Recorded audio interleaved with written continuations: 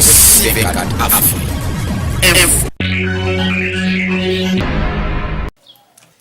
Mesdames et messieurs, merci de vous informer sur notre canal. Merci de suivre Russie 24. Bienvenue à une semaine d'actualité, une semaine dans le monde. Élection présidentielle en France.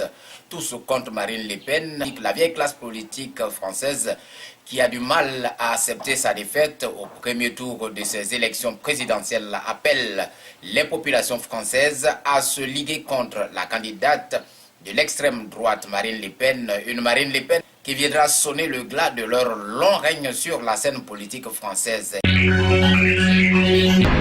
La France toujours, mais cette fois-ci dans un tout autre registre, la classe politique française qui soutient l'armée de mercenaires qu'elle a fait passer pour des rebelles syriens a accusé dans un rapport l'armée syrienne d'être toujours en possession d'armes chimiques et qu'elle a bel et bien largué ses armes chimiques sur ces populations de Razemkoun. Mesdames et messieurs, le chef de la diplomatie française, Jean-Marc Ayrault, s'est vu dans l'obligation de donner les conclusions des prétendus enquêteurs français qui se seraient rendus en Syrie pour enquêter et analyser cette bombe chimique. Quel intérêt aurait le régime de Bachar al-Assad à faire usage d'une telle bombe?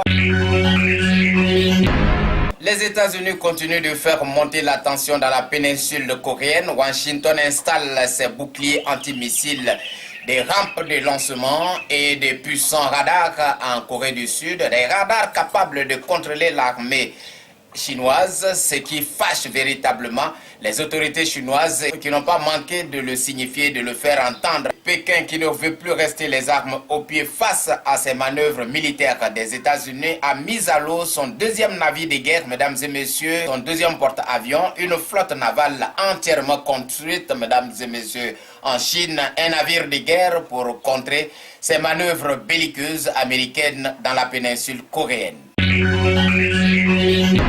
Le Brésil est au bord de la paralysie contre les réformes sociales du président Michel Temer. Les syndicats du pays ont appelé à la grève générale ce vendredi 28 avril 2017. Le mouvement a reçu l'appui considérable de l'Église catholique. Les écoles et plusieurs services privés et publics sont restés clos. Autre crise sociale, autre point chaud, le Venezuela où le président Nicolás Maduro fait face à la gronde sociale. Face à cette gronde sociale, le président crie à la manipulation de sa population par les États-Unis d'Amérique et annonce par ailleurs la sortie de son pays, le Venezuela, de l'Organisation des États des Amériques, l'OEA, pour protester, dit-il, contre cette ingérence des États-Unis dans la politique interne du Venezuela. Cette sortie du Venezuela de l'Organisation des États des Amériques sonne fort parce que tout simplement, aucun pays n'a pu sortir de cette organisation depuis sa date de création en 1948 et aussi parce que le Venezuela est pays membre fondateur de cette organisation. Exacerbation des relations internationales, montée des tensions entre les États-Unis et la Corée du Nord. Le Conseil de sécurité de l'ONU s'est réuni ce vendredi avec un seul sujet à l'ordre du jour, le programme nucléaire de la Corée du Nord et ses nombreux tirs de missiles, des essais de tirs de missiles balistiques qui effraient les alliés américains que sont la Corée du Sud et le Japon dans la péninsule coréenne. Mesdames et messieurs, des essais de missiles balistiques qui ont fini également par fâcher les États-Unis qui veulent découdre véritablement une fois pour toutes avec la Corée du Nord dans une guerre ouverte que n'apprécie pas du tout la Chine. Au Liban, l'armée israélienne a bombardé ce mercredi un dépôt d'armes de l'armée de Dieu, le Hezbollah. L'on note des dégâts énormes, des dégâts matériels énormes, mais pas de pertes en vies humaines. Toutefois, avec cette attaque, l'on s'achemine vers une flambée de violence, vers une confrontation, un affrontement armé, une fois encore entre l'armée israélienne Tahal et le Hezbollah après le conflit de 2006. Mesdames et messieurs, la Russie, dans sa politique de pays de paix, invite Une fois encore, les deux parties à la retenue pour éviter les conséquences désastreuses et fâcheuses des conflits armés. Sans transition, revenons en Afrique. Le pape François s'est rendu en Égypte 2 semaines après les attentats contre les églises orthodoxes coptes pour soutenir les chrétiens d'Orient victimes des islamistes. Mesdames et messieurs, Jean-Paul II était en visite en Égypte, c'était en 2000. Et voilà, 17 ans après, c'est au tour de son successeur, le pape François, dans ce grand pays à majorité musulmane, où les attentats des islamistes contre les églises coptes ont fait 45 morts le dimanche des Rameaux. Le contexte international de cette visite papale donne une autre importance à l'arrivée du pape dans ce pays.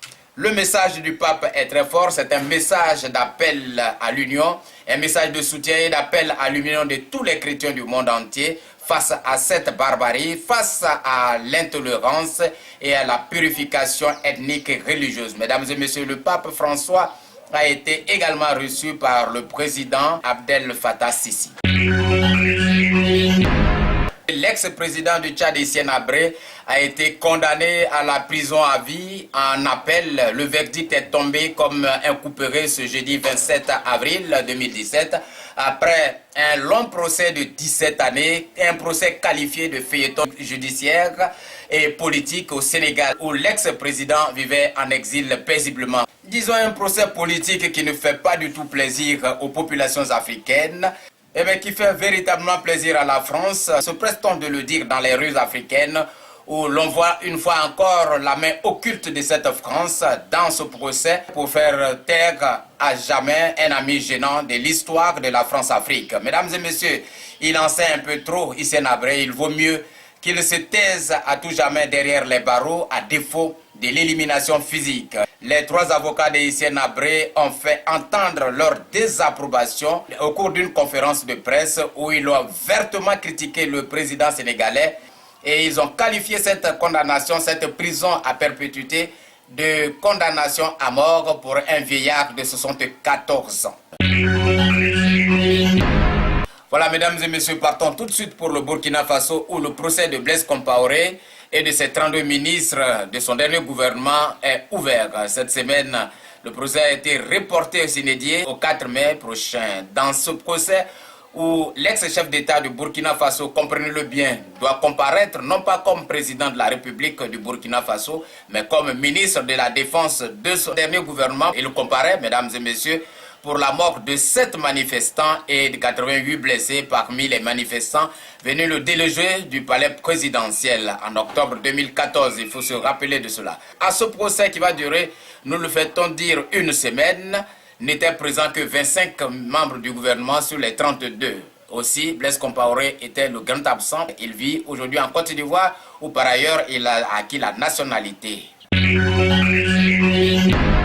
Côte d'Ivoire, l'on s'achemine vers une confrontation, vers un affrontement entre le PDCI et le RDR aux élections présidentielles des années 2020. Ce jeudi 27 avril, mesdames et messieurs, à quelques années du scrutin, le PDCI affiche désormais ses ambitions de la reconquête du pouvoir politique, un pouvoir politique perdu en 1999. Le PDCI rompt alors le silence et lève le voile sur le mystère qui entoure ses ambitions politiques pour la reconquête du pouvoir.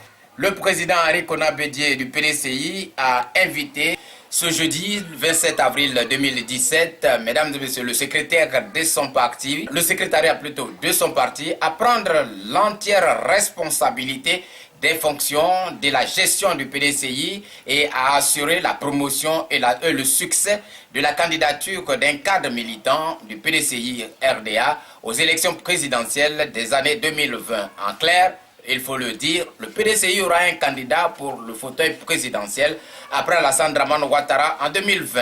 L'euphorie du RHDP tombe comme une fièvre de cheval et l'on s'achemine irrémédiablement vers une rupture, vers un divorce orageux, disons houleux, entre le PDCI et le RDR.